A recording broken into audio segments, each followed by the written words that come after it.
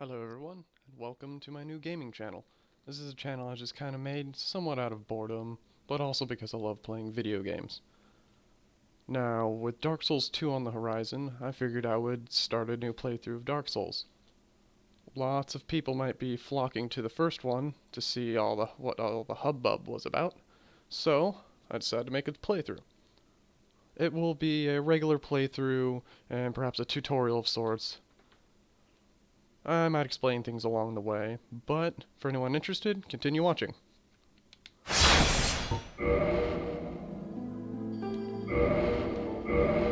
Name him Gabriel, as that is the name chose. And how about we go with the thief? It is a bit of a different choice.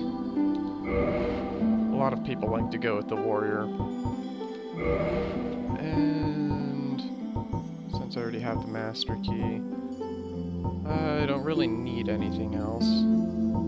I'll just do the pendant. It actually doesn't do anything. There used to be this huge controversy in Dark Souls about people trying to figure out what the pendant did. Turned out it was just a joke that the developers put in there to get people to see if there was any actually effect for it. So I'll go with Slim.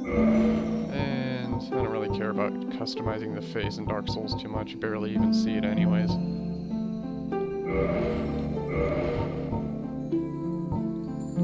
Swept back hair. And color... black is fine. Alright. Oh, let's accept. I'll be skipping cutscenes, as cutscenes can get YouTube content flagged, so I'm going to avoid doing that. Anyway, this is where you start out. Just go running through, look to your right here, you may see a demon. It's really hard to see as this area is quite dark, as is a lot of areas in Dark Souls. Anyways, continue running up here. And finally find our way out of this weird dank hole that we found ourselves in. And finally the light. Here we'll find our first bonfire, and in here we can rest up, automatically heals us, level up, stuff like that. Not all the options are available at the start of the game, of course, but those will be available here in due time.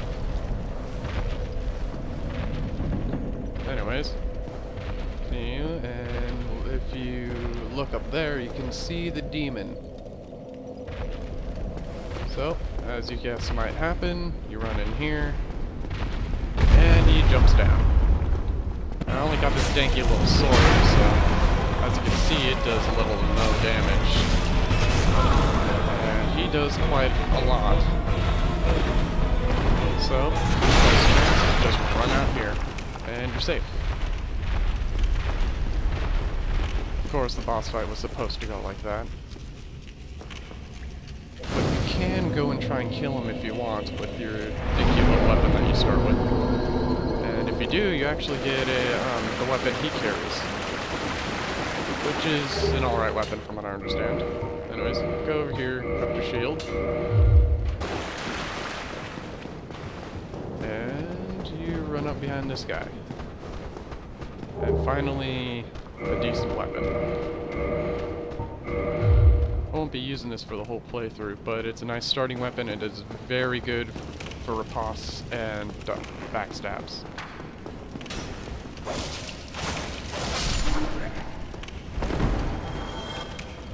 There's a fog wall, which is kind of like a barrier of sorts. And we can see some guy laying in there. If you watched the cutscene earlier, which you wouldn't be able to see on my video, but perhaps if you follow along with me in the game, you'll see that he was the one who actually helped you get out of yourself. Oh, and here he is, going to skip all of his dialogue. Regrettably. Fortunately, that could possibly get my video flagged too, so we leave him to presumably die. And if you heard that noise, I'm guessing he either killed himself or he bled out.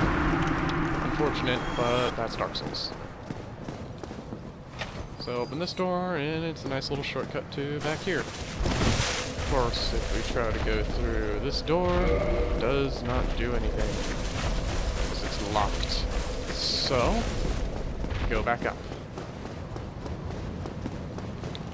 And behind that boulder that came down, watch out, there's a guy up here. Stab him a couple times. And go through the door. Now up here, all this stuff is just basically telling you that, you know, enemies revive at bonfires and all that junk. How to two-hand your weapon, just basic combat stuff. If you're new to the game, you should probably read what it says, because this game does not have an extensive tutorial, and you probably will need all the help you can get. Anyways, we don't need to go through this area, but this is kind of an area that can teach you how to parry. Parrying is a bit hard at first, as is a great deal of things in this game, but as you get to know the enemy's timings, things get much easier. Anyways, go through here. If you look down, you'll see here's a nice friend. Jump down and stab him in the face. Does a great deal of damage. If you wait too long on that platform, he could smash it while you're still up there, so you should probably get off while you still can. As you can see, I'm doing lots of extra damage to him, and that's because this weapon has a bleed effect on it, and his bleed meter builds up. Once it hits max, he gets dealt an extra amount of damage, which is really helpful, especially on a dex build, which I believe I'm going to be making a dex build for this character. So, I'm going to be going and use the big pilgrim key that we got from him, and let's go. Up there's where we need to go, but doing a little bit of searching down here, you can generally find some extra stuff. Only 1 or 2 items exist in this area, but it's nice early on if you kind of need the extra souls, which you might, especially if you're a newer player. So, there's Lost Soul of an Undead. That is an item that can be used to give you some extra souls. If you didn't know, because I didn't explain it earlier, souls are that number in the bottom right-hand corner of the screen. It is both your experience and your money. Skipping cutscene. And skipping again. So, now we can level up at a bonfire. As you can see, there's Vitality, Attunement, Endurance, Strength, Dexterity, Resistance, Intelligence, and Faith. These are all stats that you can level up, and each have their varying strengths and weaknesses. It's generally decided upon that Resistance is absolutely useless, however, in terms of late game builds, unfortunately. It's just a stat that isn't as useful as it could have been. Resistance, as you can see, it ups your poison resist, but that's only useful in very small circumstances. And it'll upgrade your physical defense, sure, but so does most other stats as well. So for this, I am probably going to go with Endurance, maybe some Vitality, and Dexterity. So I'm going to accept, and now I'm level 8. Most characters do not start at level 1. They, in fact, start out a little bit higher. The only character that starts out as level 1 is the Pyromancer. That it isn't to say that he's a terrible character, no. In fact, he's actually quite good. But really what class you start with doesn't matter too much. Only the starting stats that it gives you. The warrior will have more stamina than the thief, but the thief will have more dexterity than the warrior, so it's really just a trade-off. In the end, it doesn't really matter too much, but it's just aesthetics, really. Especially if you like some of the starting armors, like the thief armor. So, go up here, and see there's a giant crow that brought us down. Crows are something you'll see every once in a while in this game. Mostly because of the lore of the game involves a goddess who is represented by crows. Whether she is the one who's helping us or not, it isn't specifically said. But that's kind of the deal with Dark Souls. It doesn't really specifically tell you anything, unfortunately. Well, except for a couple cases. Anyways, down here there are some very hard enemies, and I would not recommend you fight them at this early of a level. This is basically what's known as kind of the game's way of telling you, maybe you shouldn't go this way.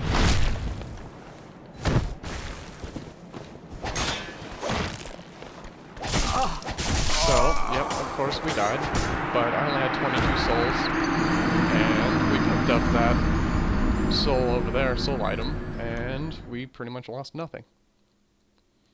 There's other items in that graveyard as well.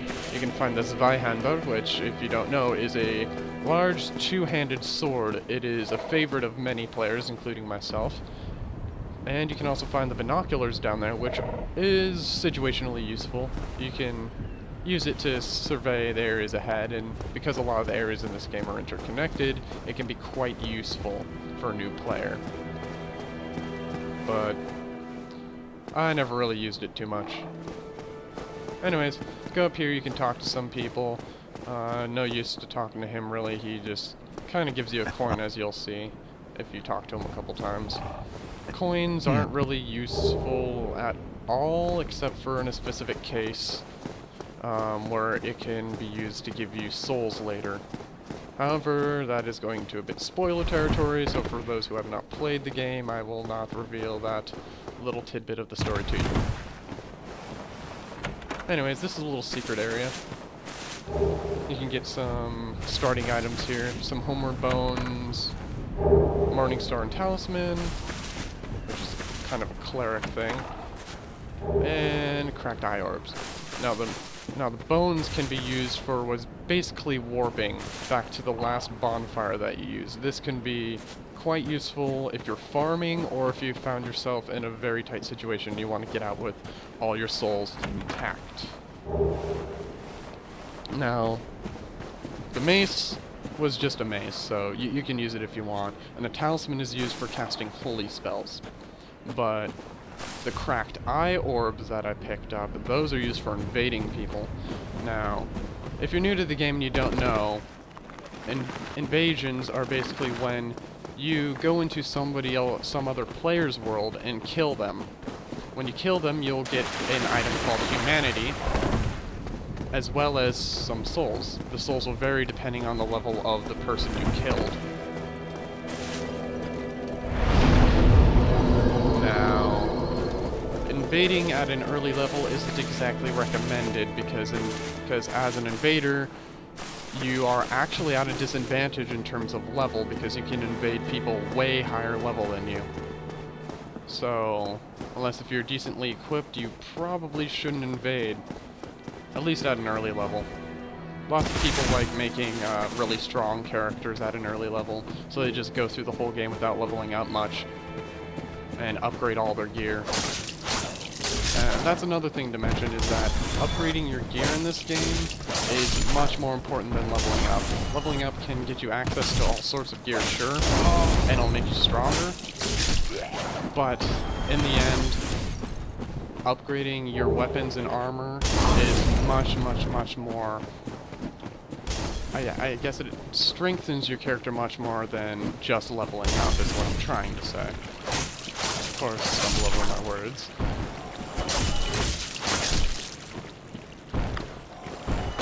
But leveling is important too.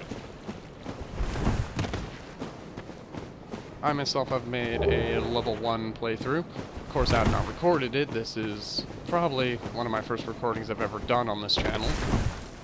Or at all, so quality may vary, but I'll tweak things as things go.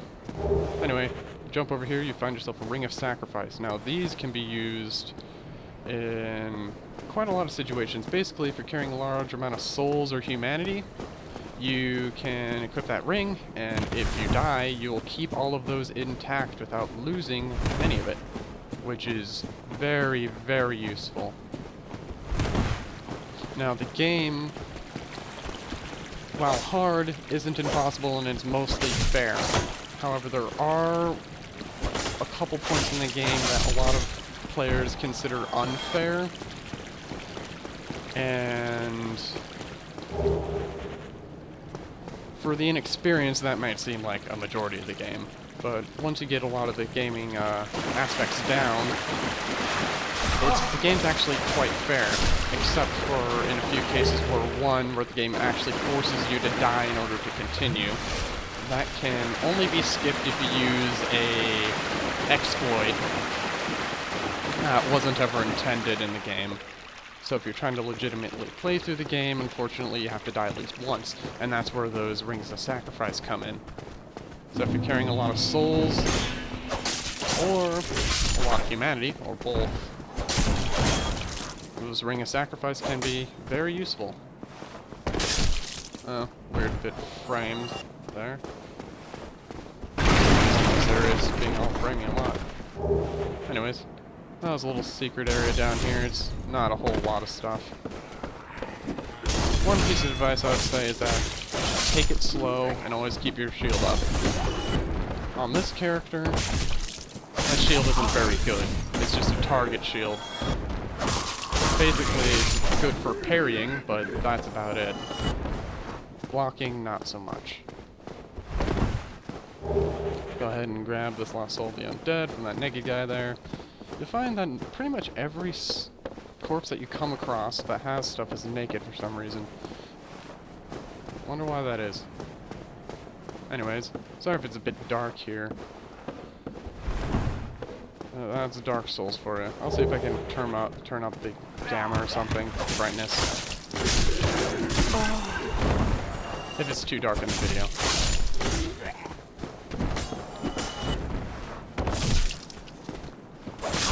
Anyways, these guys are just regular hollows. Hollows are basically people that went insane.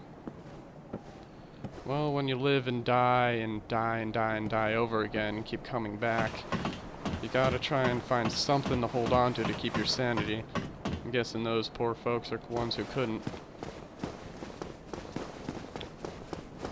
Anyways, we run over here, and we find some humanity. Now, I picked some up earlier, and I've talked about it a bit more, but let me go into a bit more depth about what humanity actually is. Basically, a lot of people, both in the game and in the community, have decided upon that humanity is a bit kind of like what keeps folks sane in this game. Without humanity, you turn hollow like them. So it's not just losing your sanity that can make you hollowed, but it's also losing humanity. Now in the game, you can never actually go insane, and as you can see, I don't have any humanity that's used yet. Top left corner of the screen is my soft humanity counter. Any humanity that I use or gain by killing enough enemies will show up there. Now, humanity can do a couple different things. One, it can increase your physical defense by a little bit, so that's always useful. And two, it can be used to revive. Now, as soon as I find a little bit of a safe place that's bright, let me look at. You see, my guy looks very undead. And that would be true, because he is undead, as is most everything in my character. But that doesn't mean my guy's insane.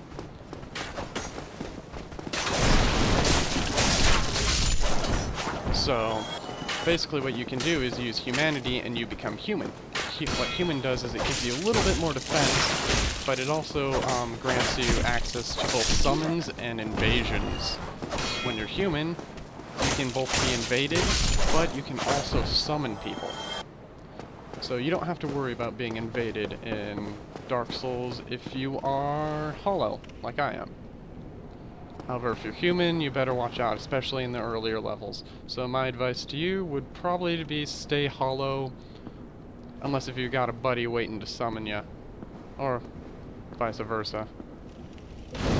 Anyways, I think this is a good area to stop the game. and level up a little bit before we continue. So I'll put up my dexterity 1, level 9, and with that, I think I'll leave this as the ending of part 1. Thanks for everybody who's watching, and I will see you in the next part.